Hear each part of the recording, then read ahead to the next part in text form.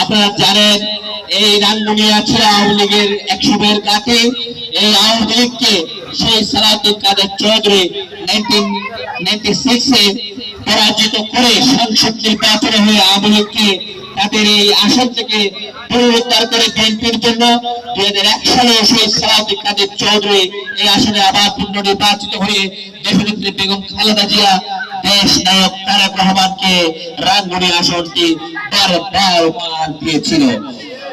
আপনারা সেই সালাউদ্দিন কাদের চৌধুরীর আদর্শের যে সৈনিকরা এখনো রাজপথে ছিল তারা কখনো আওয়ামী লীগের সাথে আঘাত করে নাই, কখনো আওয়ামী লীগের সাথে উঠা বসা করে নাই। শত মামলা হামলা শাখা সত্ত্বেও তারা রাজপথে ছিল। বিএনপির সকল কর্মসূচি, যুবদলের সকল কর্মসূচি, ছাত্রদলের সকল কর্মসূচিতে তাদের পদচারণা ছিল।